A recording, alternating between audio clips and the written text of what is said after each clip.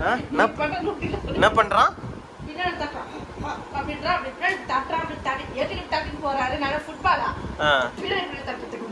ஏன்டா தட்டுற பின்னாடி?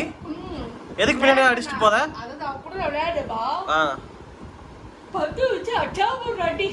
அந்த குட்டி பந்தியா ஒயிட் பாலா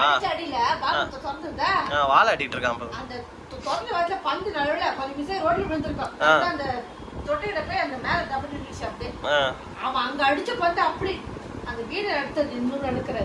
டேய் என்ன கம்ப்ளைண்டா வருது? டேய் மீனாட்சி வந்து அமைதியா இருக்கான். அவங்க கேக்குறாங்களா என்னமா